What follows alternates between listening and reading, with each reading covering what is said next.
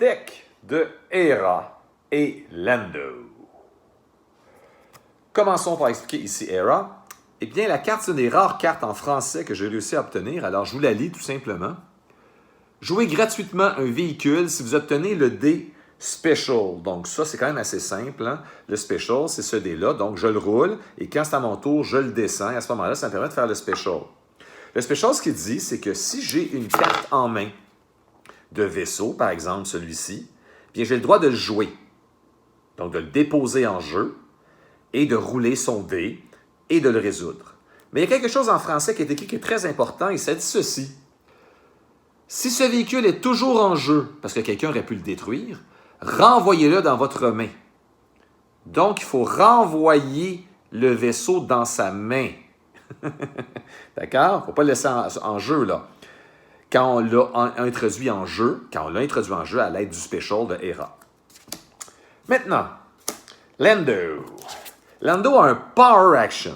Le Power Action de Lando, ce qu'il dit, c'est qu'on peut entrer en jeu un vaisseau en payant un de moins. Donc, par exemple, je pourrais jouer ce vaisseau-là qui coûte 3.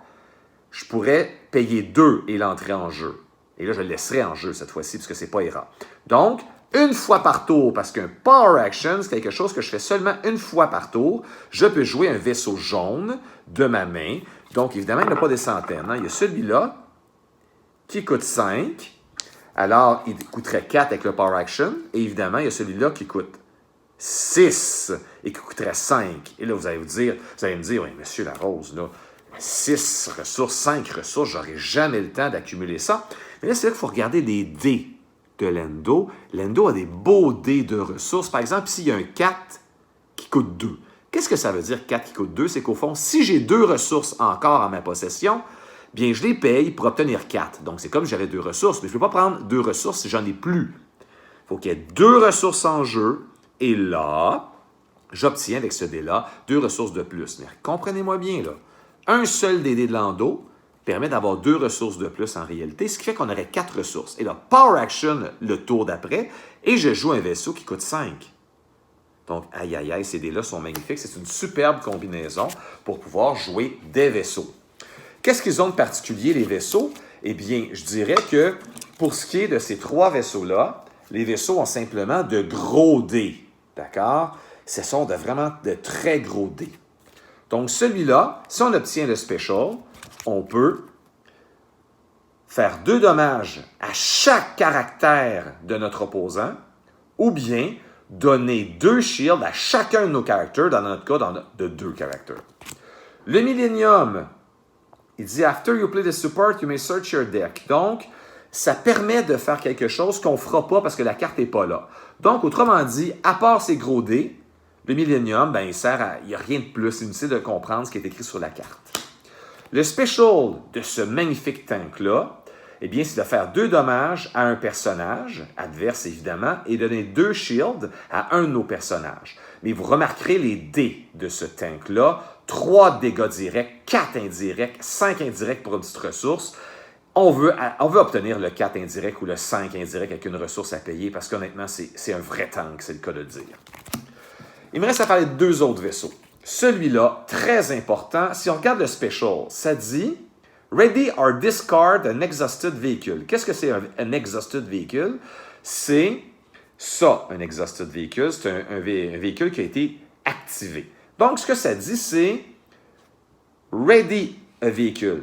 Donc, regardez bien là, mettons mon tank, je l'ai joué, j'ai fait 5 de dégâts indirects à mon adversaire, et là, après ça, je joue ce vaisseau-là, je l'active, j'obtiens le magnifique Special, et ça me permet, grâce au Special, de ready le vaisseau qu'il y a là. Imaginez, je vais le jouer 2 fois dans le même tour, c'est absolument horrible. Et comme si ça ne suffisait pas,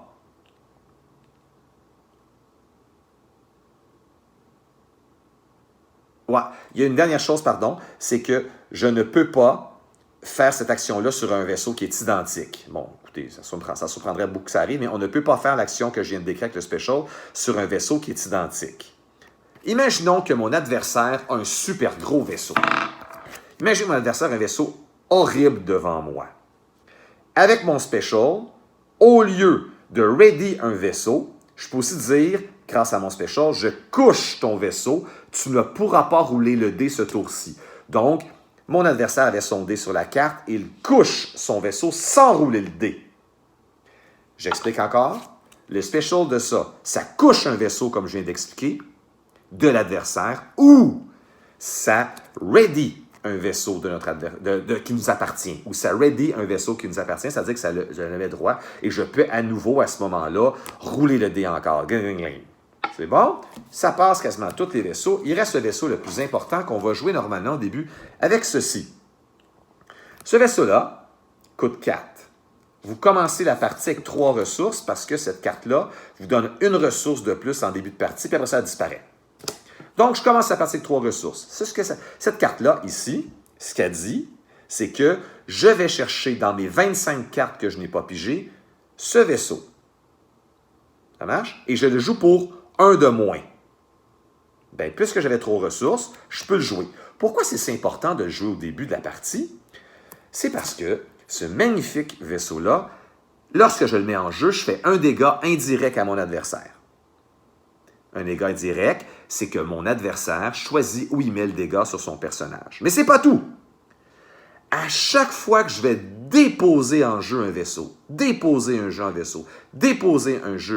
vaisseau en jeu, pardon. À chaque fois que je vais déposer un vaisseau en jeu, en le payant ou avec le special de Era, donc, à chaque fois que je vais déposer une carte sur la table d'un vaisseau, pas que je vais l'activer, là, que je vais le payer ou que je vais le faire avec le special de Era, je fais un dégât indirect à mon adversaire.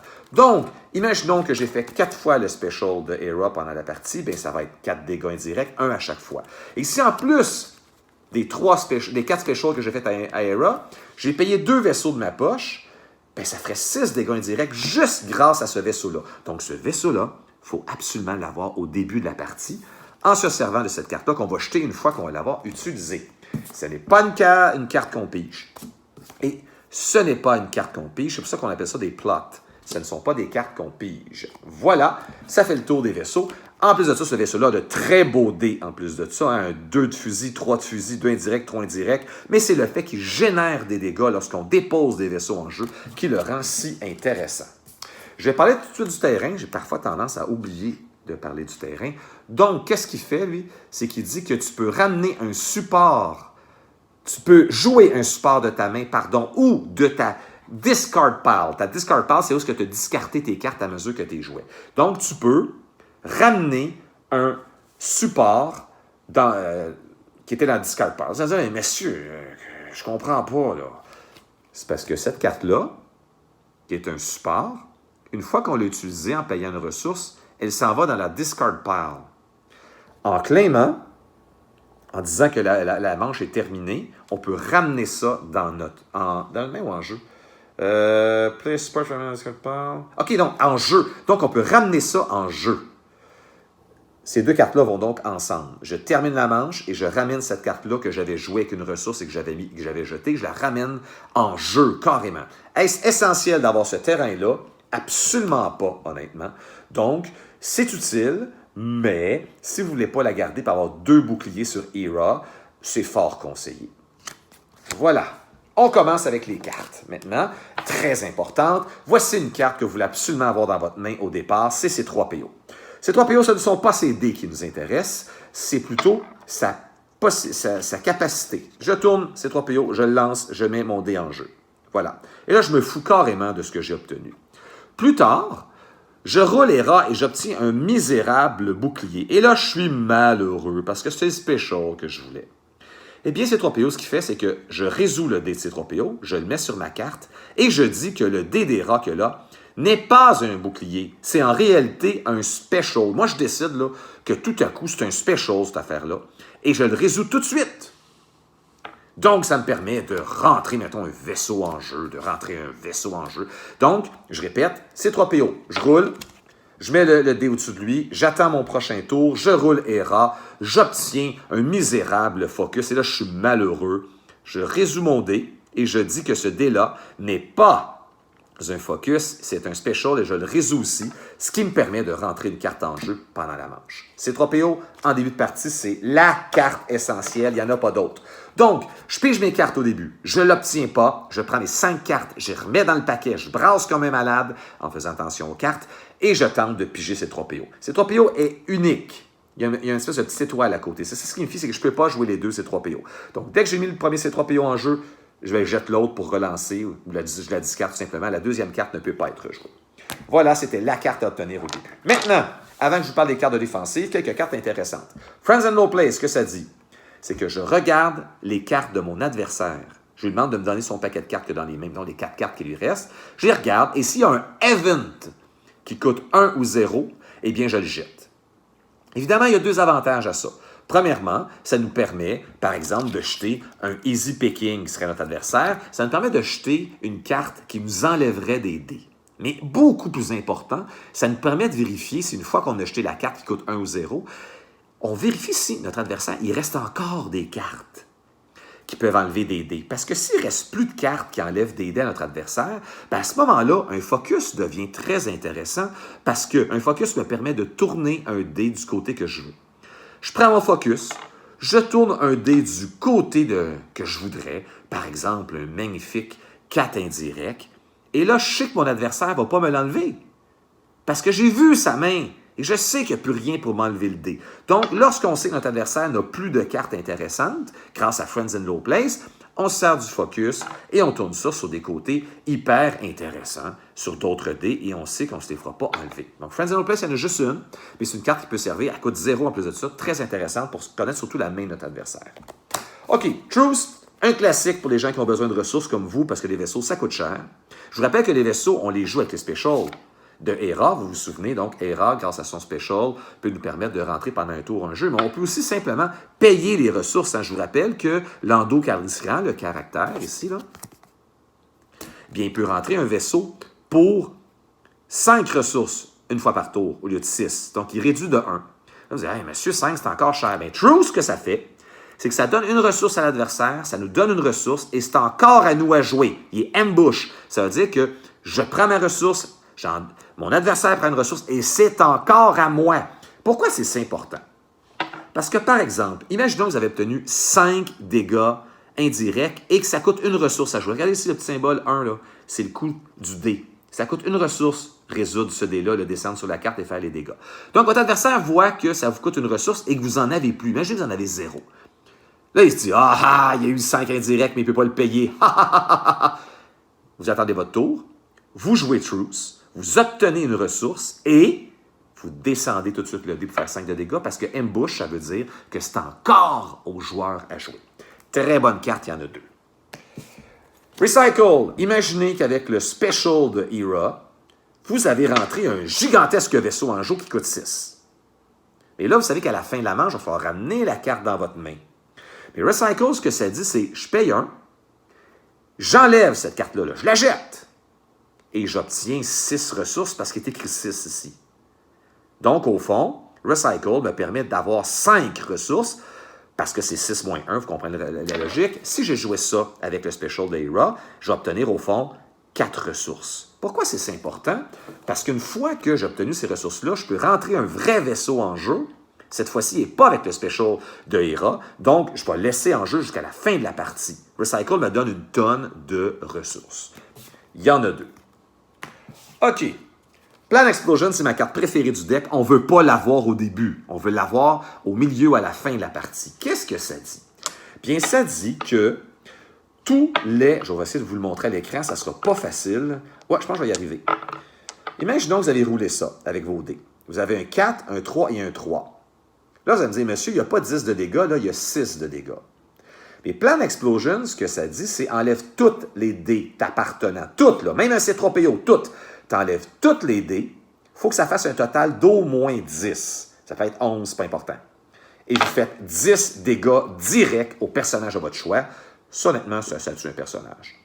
Donc, votre adversaire ne se méfie absolument pas de votre deck. Il ne sait pas où, du moins, où il ne peut pas faire grand-chose. Et là, vous avez ces dés-là, ces épouvantables dés-là. Je vais enlever la carte pour pouvoir le montrer.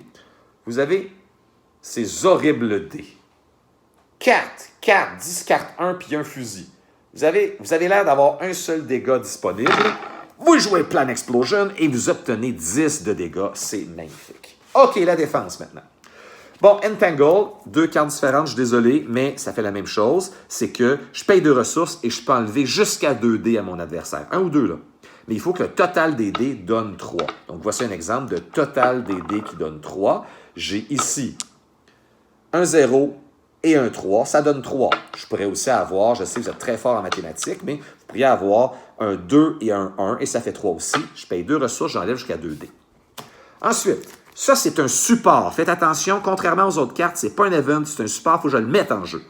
Et lorsqu'il est en jeu, et que mon adversaire roule un dé de dégâts, soit en le roulant, soit en le reroulant, on se comprend.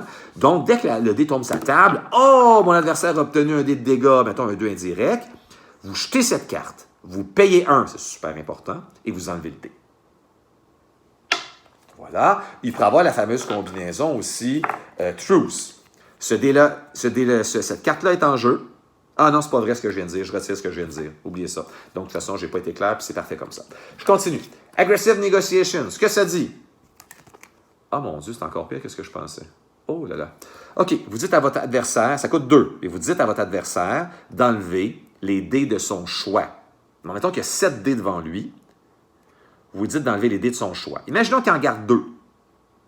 Mais puisqu'il a gardé 2 des 7 dés qu'il y avait, vous lui infligez 4 de dégâts indirects. Pour chaque dé que votre adversaire conserve sur la table, c'est 2 de dégâts indirects.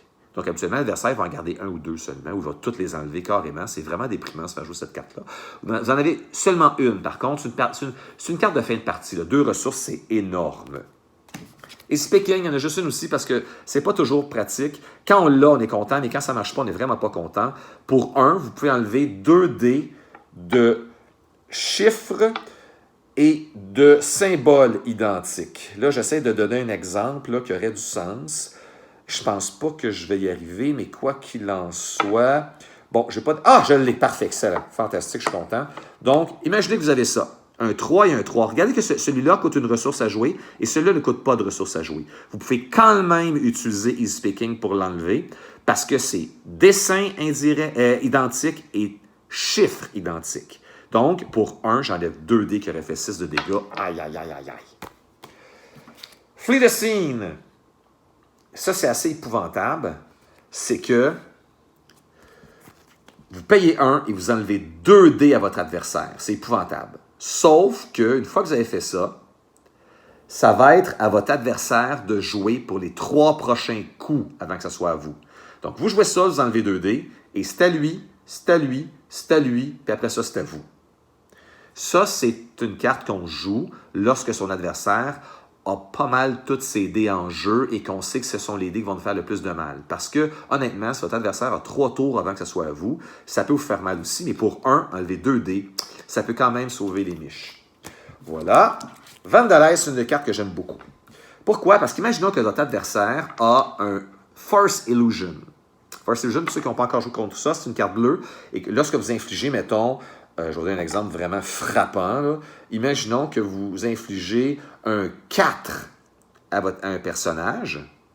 Donc, ce n'était pas le parfait exemple parce que c'est un 4 indirect, mais ça marcherait quand même. Donc, allons-y plus doucement. Imaginons que c'est un 3 fusil que vous infligez sur un personnage. Eh bien, Force Illusion, ce que ça dit, c'est je vais discarter 3 cartes au lieu d'accepter le 3 de dégâts. C'est épouvantable, Force Illusion. Donc, ce que ça dit, cette carte-là, c'est j'enlève un dé de character. Vous enlevez 4 dés de character maximum, on se comprend? 2 Lando, 2 Hera. Donc, imaginons que mon Lando a obtenu une barre rouge. Là, ça ne me tente pas de rerouler. Et là, je vois quelqu'un Force Illusion devant moi. La carte, ce qu'elle dit, c'est paye 1, enlève un dé. Wouh! Tu le remets sur la carte et tu peux enlever le Force Illusion de l'autre parce que le Force Illusion coûte 1.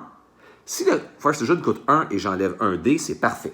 Imaginons que vous voulez enlever quelque chose de pire. Là. Mettons un Second Chance. Un Second Chance, ça coûte 3 ressources à jouer. Il faut enlever à ce moment-là 3 dés. Donc, au fond, j'enlève le nombre de dés correspondant au coût de ce que je vais enlever. Je peux enlever un vaisseau ou un upgrade. C'est vraiment monstrueux, cette carte-là. Vous allez me dire, monsieur, enlever 3 characters, c'est beaucoup. Oui, mais vous avez des vaisseaux, vous, ça ne change rien. Enlevez-les vos character dice pour enlever quelque chose. Et là, imaginons que la carte d'adversaire, vous l'enlevez, l'upgrade ou le vaisseau coûte 0. Souvenez-vous, là, ça ici, ça coûte 0. Puis il y a un certain force speed que vous allez apprendre à détester, qui coûte 0 aussi. Bien, on joue cette carte-là et on dit « J'enlève 0 dé ». Donc, on laisse le dé là. On joue la carte, on paye 1, puis on enlève force speed. Puis on laisse le dé là parce qu'on enlève 0 dé puisque force speed coûtait 0. Donc, vandalize, ça permet pas juste d'enlever un dé. Ça permet d'enlever le vaisseau, l'arme. C'est épouvantable. L'upgrade va être plus clair. Il reste une autre carte qui est vraiment détestable pour l'adversaire, pas pour vous. C'est Second Chance. Second Chance, que ça dit? Vous le mettez par contre sur un bonhomme seulement jaune. Donc, juste l'endo qui peut être équipé avec un Second Chance. Second Chance, que ça dit, c'est lorsque votre bonhomme allait mourir. Imaginons là, que vous aviez 10 points de vie. Et là, votre adversaire vous fait 2 dégâts. Votre adversaire allait mourir, vous êtes d'accord? Il allait crever, votre adversaire. Là. Mais Second Chance, c'est ce que ça fait, c'est qu'on enlève le Second Chance et on fait 11 moins 5. Et on ramène ça à 6 de dégâts. Autrement dit, Second Chance, ce que ça fait, c'est qu'une fois que le personnage serait mort, on le ramène à 5 points de vie de moins que son maximum. Donc, je passe de 11 à 5. De 11 moins 5, ça va faire 6. Ce qui est beau, c'est qu'il y a 2 Second Chance et je peux même jouer 2 Second Chance sur le même personnage. La petite règle, c'est que je ne peux pas avoir plus que 3 upgrades sur un bonhomme. Mais puisque votre deck n'a pas d'autres upgrades, vous avez le droit de mettre 2 Second Chance sans aucun mal de tête sur l'endo. Voilà, ça complète mon vidéo sur le Hera et l'endo. Bon match. Je vous souhaite d'avoir des specials avec Hera et de piger ces 3 PO le plus vite possible. Bon jeu. N'oubliez pas de jouer cette carte au début pour mettre cette carte en jeu tour 1, puisque vous avez une ressource de plus avec ceci. Bon match.